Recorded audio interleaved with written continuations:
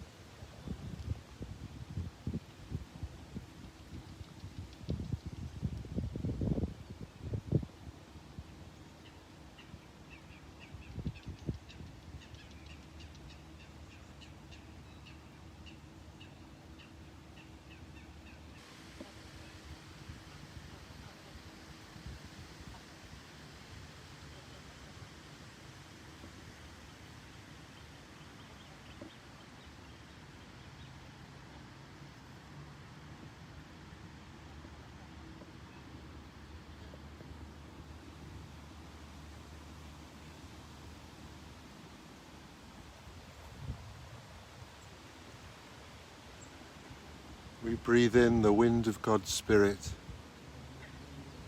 We hold God's Spirit within us. We breathe out, we share that Spirit with the world. Breathe in the rush of geese. We hold the wonder of the natural world within us. We breathe out, we smile. They're all rushing for food. There's a man feeding them with bread over there. We breathe in the flapping of our own wings. We hold God's stillness within us. We breathe out. We share this still place with the world. We breathe in the wonder of life. We hold God's wonder within us. We breathe out, we smile. We breathe in the stillness. We hold that stillness within us. We breathe out, we know in that stillness God's world comes closer.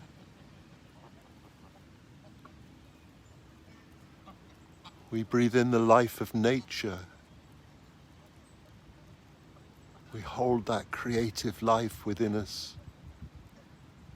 We breathe out, we wonder at the miracle of the world. We breathe in the colour green and the copper beach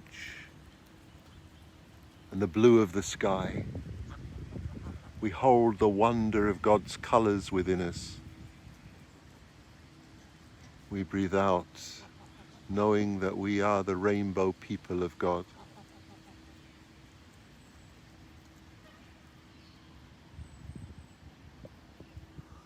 We breathe in the love of Christ. We hold Christ within us. We breathe out Christ's love for the world. Wow, in that wonderful rush of energy and life.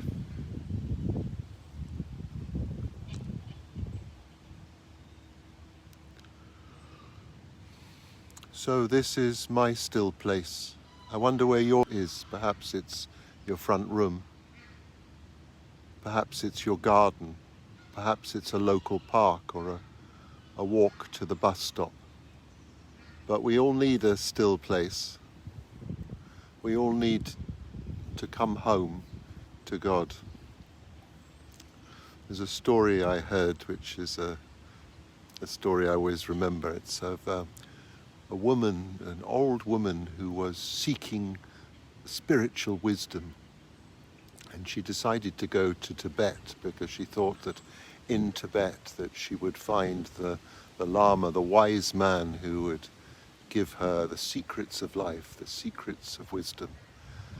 And this is the person she sought, and so she traveled. She traveled first by air, and then she arrived in Tibet, and she traveled by land. She was elderly, and the nearer she got to the Lama, the more the stories she heard about the Lama and of his wisdom and of his great insight into life. And as she came near the place where the Lama was living, she heard the message that she would be allowed, along with many other people, to see this Lama, to meet this wise man. But she would only be able to ask him 3 words, only able to use 3 words with him. So she queued up and she waited all day, and finally she met the wise man who she'd been waiting so long to see. And she came into his presence and she sat down cross-legged with him, and her 3 words were these: "Peter, come home."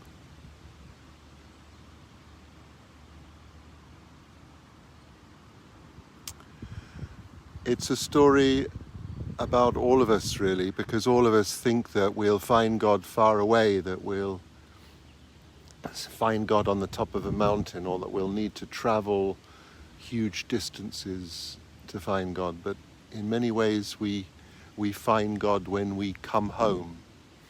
And whatever our life experience, perhaps prayer is about coming home to the God who is always with us, coming home to God who is with us now. That's not always easy. In order to come home, we need to find a greater sense of stillness in our lives.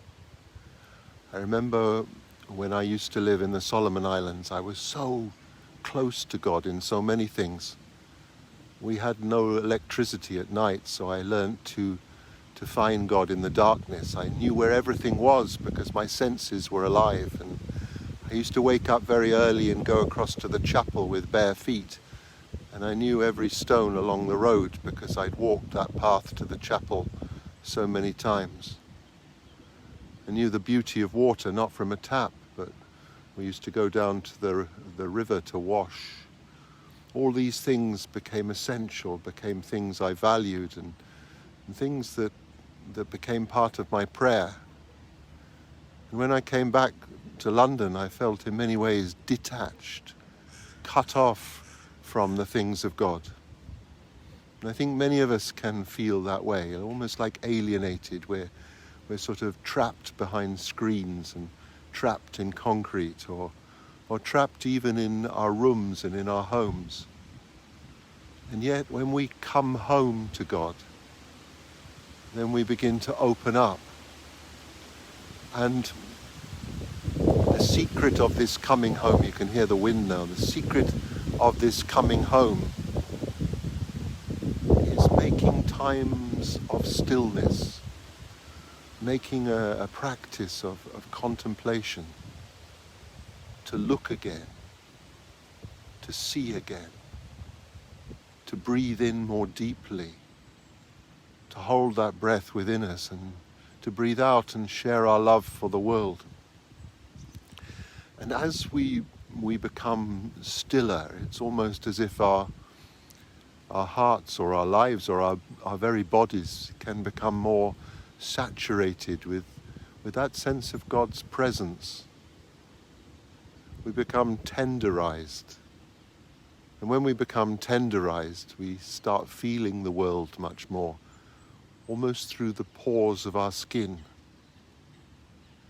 feeling its height, its breadth, its wonder, its mystery.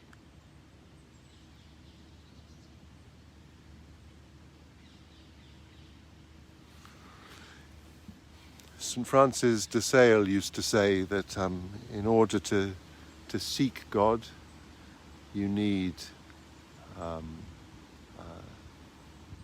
a whole drum full of love, but you need an ocean of patience.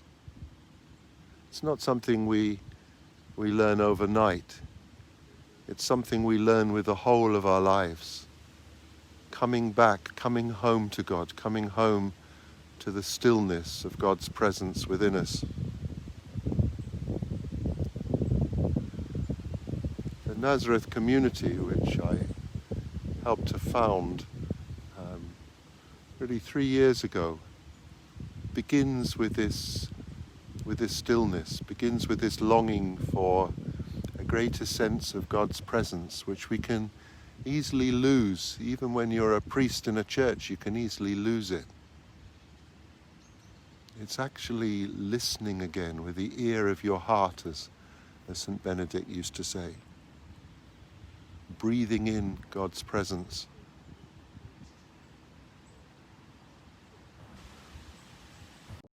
Often we think we're going to learn this very quickly, but it takes a long time. There's no Mac meditation. It's not a takeaway.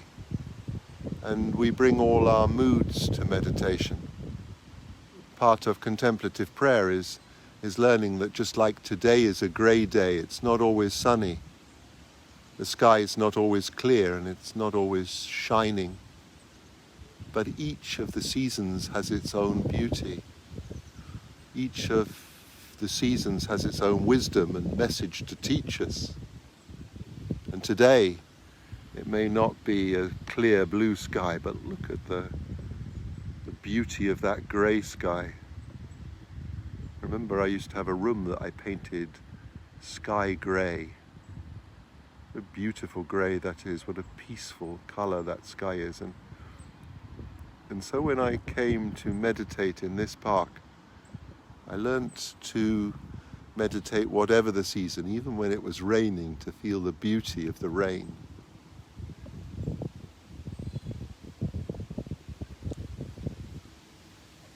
Nazareth begins with this coming home.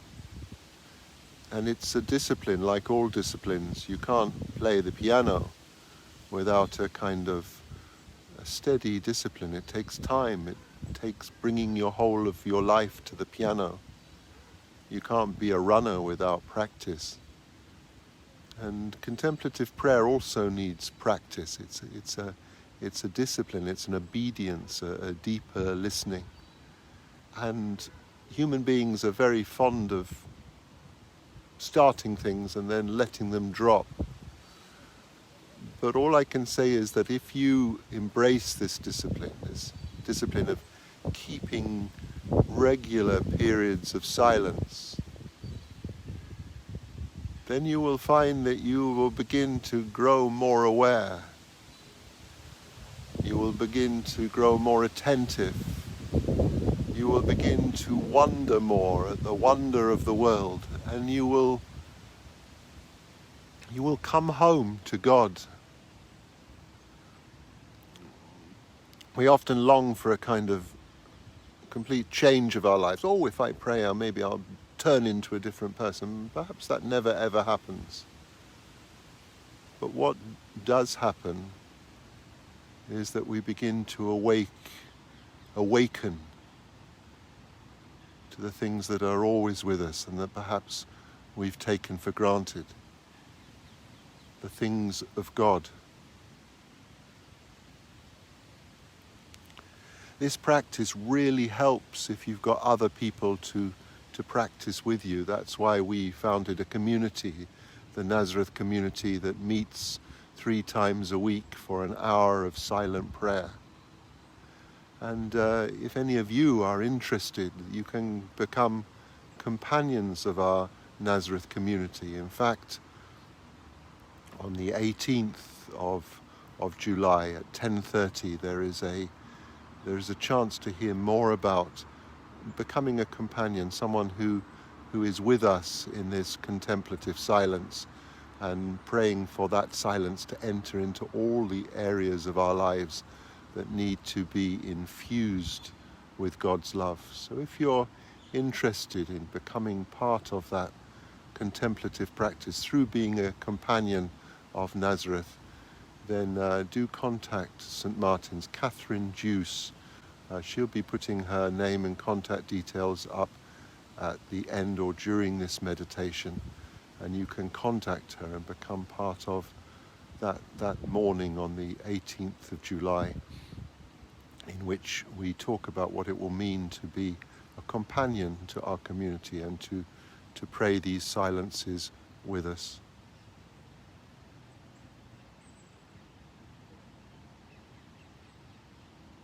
I'm just quiet again and listening to the sound of geese, just listening to the beauty of the morning.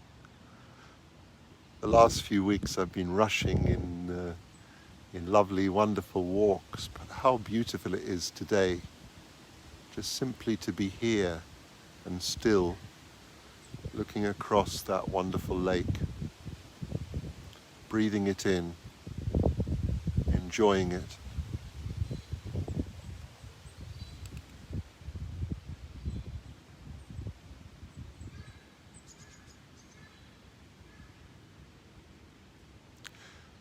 George Herbert wrote these words: "Teach me, my God and King, in all things Thee to see, that what I do in everything, I do it as for thee. Teach me, my God and King, in all things thee to see, that what I do in everything, I do it as for thee.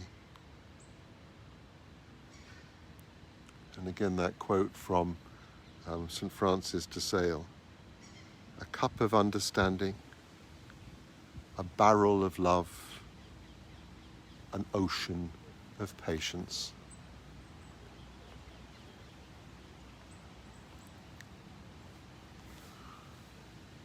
Okay, we're going to go on a little walk now, because after kneeling in silence, it's lovely also to walk and to feel this fresh air. Teach me, my God and King, in all things thee to see, that what I do in everything, I do it as for thee. That idea of coming home to God at the centre of our lives. The squirrel there, standing on his hind legs as if to embrace us.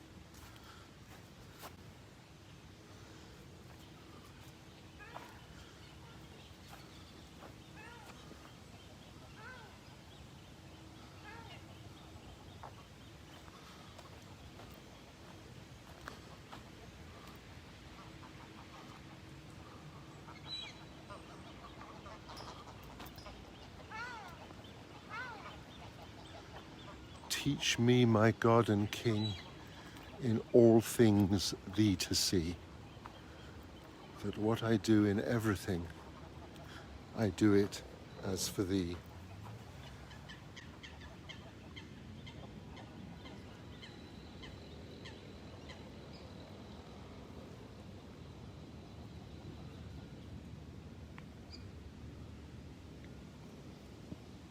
The stiller you are, the closer God comes. The more we rush, the more we miss the life of God.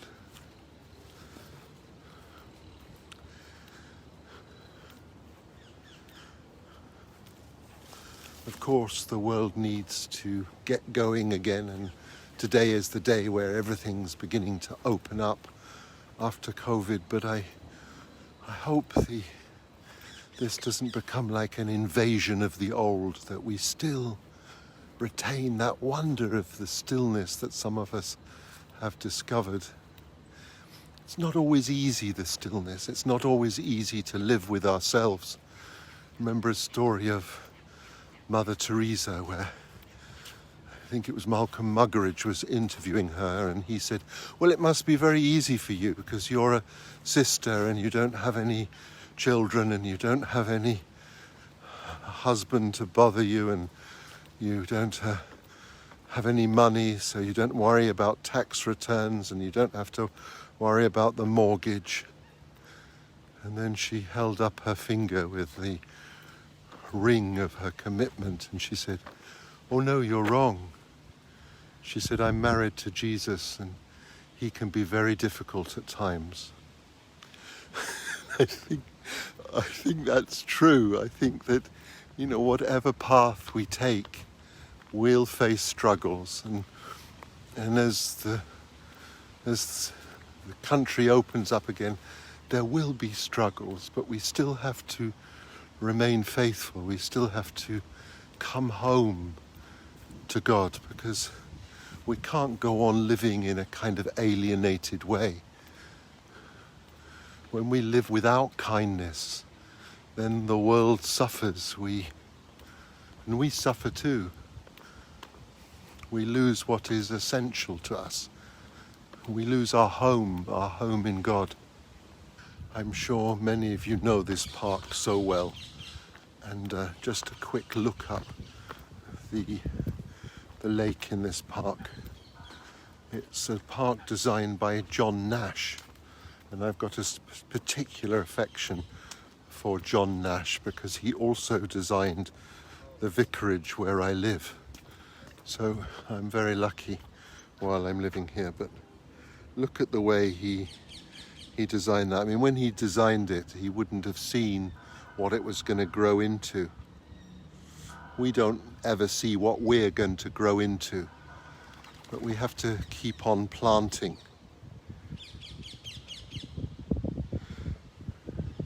You imagine if after your death, 100 years after your death, you had that picture that still celebrated your vision. Well, think of God who celebrates the whole of this vision. And the other way, towards the London Eye.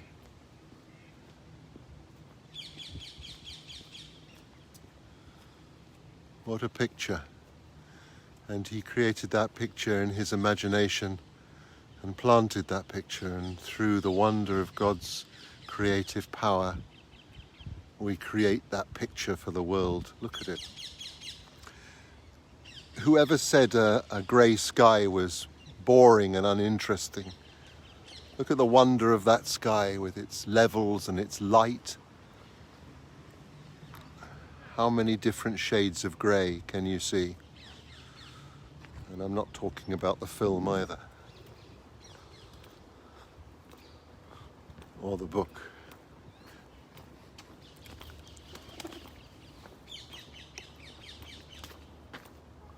Teach me, my God and King, in all things thee to see, that what I do in everything, I do it as for thee.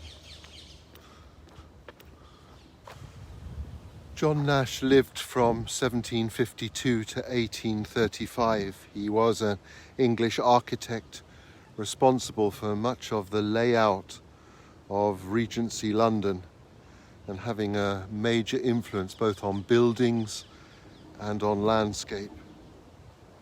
Nash undertook a number of projects and requests from the Prince Regent, including the Royal Pavilion at Brighton, which many of you may have seen.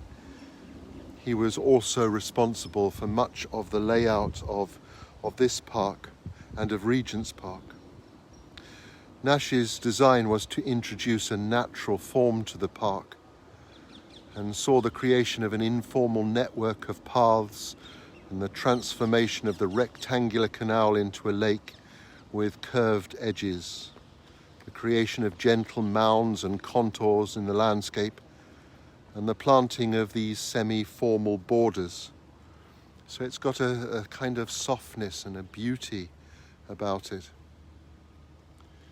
He wanted these flowering plants and many of the original shrubs to form these beautiful curves and contours with an intricate mix of trees, shrubs, herbaceous plants and bulbs, meandering outlines and shrubberies and grass walks and flowering plants and foliage. And this particular part of St. James's Park has been modelled on his original design, so you can see these gentle curves. It's got a beauty and yet a sort of, it's obviously designed and yet there's also a wildness about it.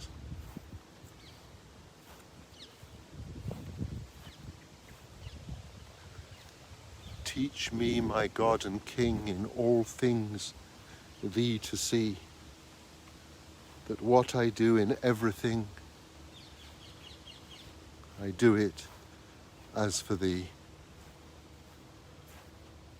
We get so preoccupied with our own activity that we miss the treasure in our midst. We miss the beauty, the wonder. Teach me, my God and King, in all things thee to see, so that what I do in everything, I do it as for thee. Walking up towards those wonderful London plane trees, the lungs of my part of London.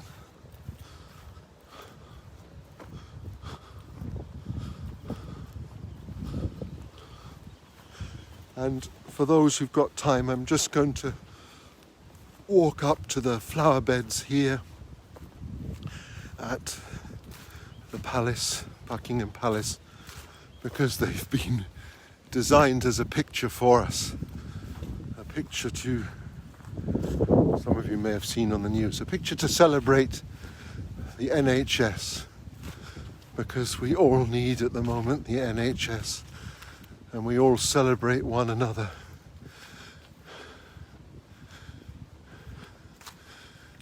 You see, contemplation is not some escape from the world. A contemplative practice is like the lungs of our life. It actually breathes in the world and helps us to come home to the world. It doesn't make us forget or escape. It actually, a contemplative practice in which we seek God, helps us to rediscover a compassion within us, a deeper compassion, a deeper awareness of the lives of those around us.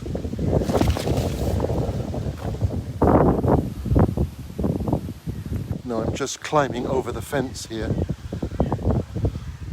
I'm sure I shouldn't, but I'm doing it in order to take you to these more formal flower beds outside Buckingham Palace.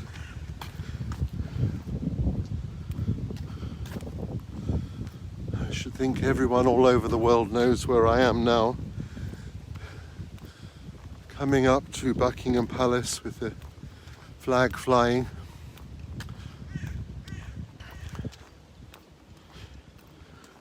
Teach me, my God and King, in all things thee to see, that what I do in everything, I do it as for thee. From the king to the poorest person in the street, we are made in God's image. From the queen to the person who is in greatest poverty, all of us need to come home to the God who loves us equally.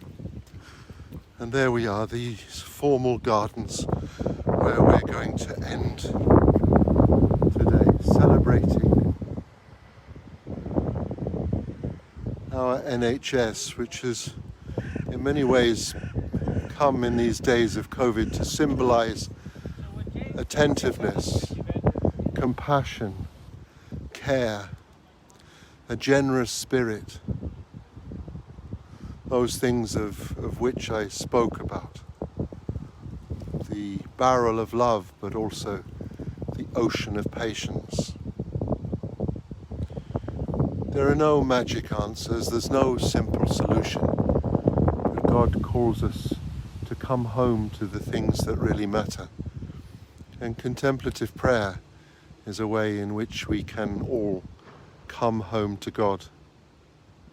Teach me, my God and King, in all things thee to see, that what I do in everything, I do it as for thee.